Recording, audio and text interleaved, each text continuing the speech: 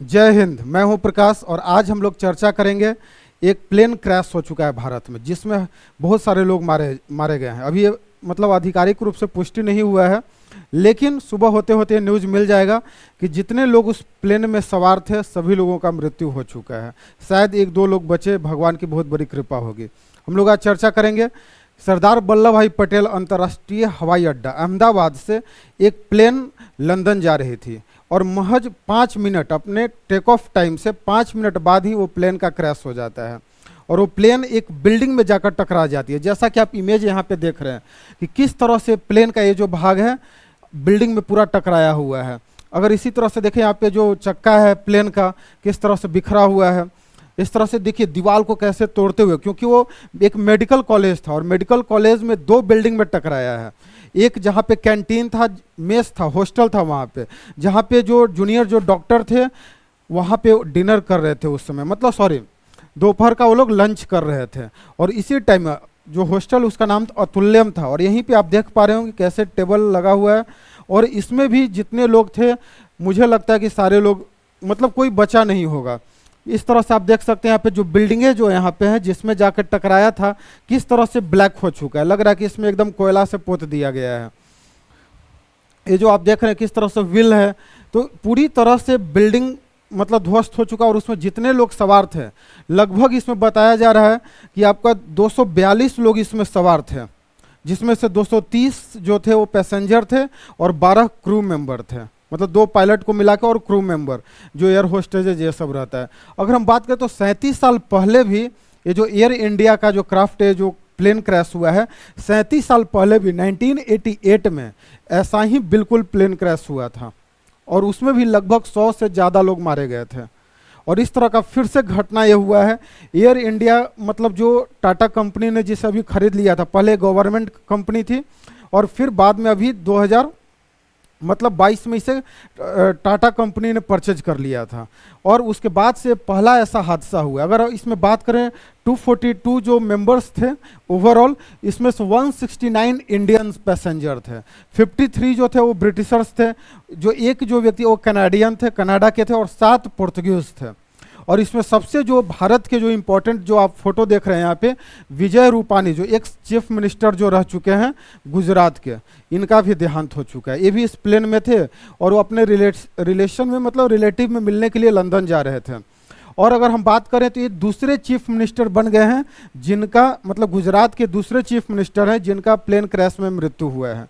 इसके पहले बलवंत राय मेहता जो 1965 में जो चाइना के साथ युद्ध हो रहा था, सॉरी पाकिस्तान के साथ युद्ध हो रहा था, उस युद्ध में पाकिस्तानी एयरफोर्स के पायलट के द्वारा इनके प्लेन को टारगेट किया गया था, जिसमें ये इनकी वाइफ और बेटी इनका देहांत हो चुका था। तो ये सेकेंड चीफ मिनिस्टर बन गए हैं जिनका प्लेन क्रैश में मृत्यु हुआ है।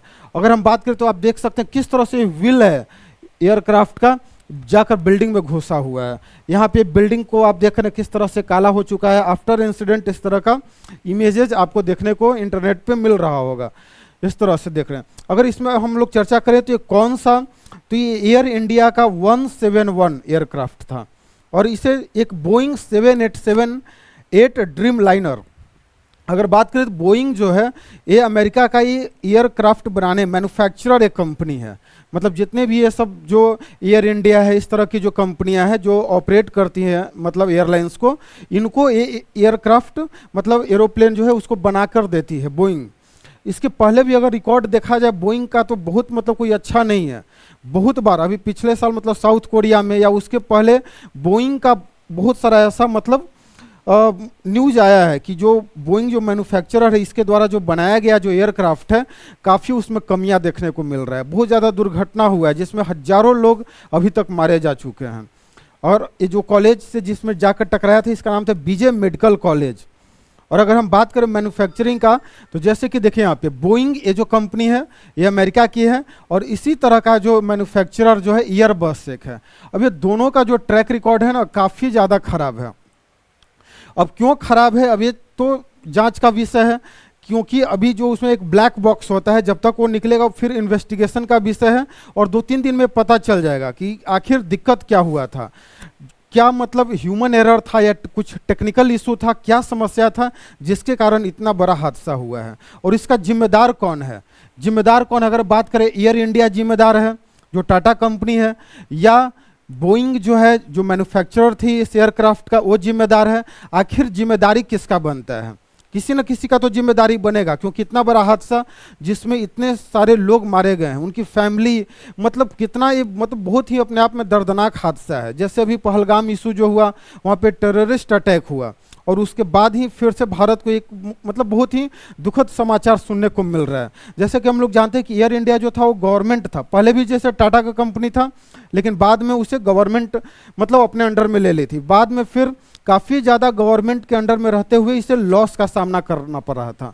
तो सरकार सोच रही थी कि इसको मतलब बेच देने के लिए, तो फाइनली डिसइन्वेस्टमेंट किया गया था, और फिर से जो टाटा कंपनी है, टाटा कंपनी ने इसे परचेज किया था। तो लोगों का एक उम्मीद बढ़ गया था, क्योंकि क्या होता है, कोई भी सरकारी चीज़ है तो उसका कंडीशन थोड़ा सा खराब रहता है, क्योंकि करप्शन वहाँ पे बहुत ज़्यादा, इसीलिए लॉस में जा रहा था। हालांकि जब से टाटा कंपनी ने इसे लिया एयर इंडिया को, तब से प्रॉफिट काफ़ी बढ़ा है, 60% प्रॉफिट इसका मैक्सिमाइज हुआ है। लेकिन क्या प्रॉफिट मैक्सिमाइजेशन ही केवल मोटिव था टाटा का? क्योंकि टाटा अपने आप में एक रिस्पॉन्सिबिलिटी वाला मतलब कंपनी है, जो पूरे देश को हर सेक्टर में, एक नमक से लेकर, और आप ऑटोमोबाइल सेक्टर में जाएं, टेलीकम्युनिकेशन के क्षेत्र में, सॉफ्टवेयर, हर क्षेत्र में टाटा मतलब अपने देश का काफ़ी ज़्यादा सेवा कर रहा है, सर्विस दे रहा है, उसका ये कंट्रीब्यूशन है हमारे इकोनॉमी में।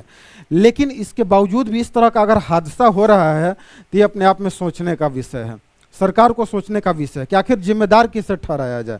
क्योंकि 2023 में एयर इंडिया के जो सेफ्टी जो ऑफिसर थे उनको सस्पेंड किया गया था 30 दिनों के लिए। तो इस तरह का जो टेक्निकल इशू है ये पहले भी देखा गया है एयर इंडिया के एयरक्राफ्ट में, क्योंकि बहुत सारे क्रैश पहले भी हो चुके हैं। और बोइंग का है, इनका भी रिकॉर्ड कोई अच्छा नहीं है, और भी क्योंकि इनका जो एयरक्राफ्ट है अलग अलग कंट्री में भी जो कंपनी है वहाँ पे रन होती है।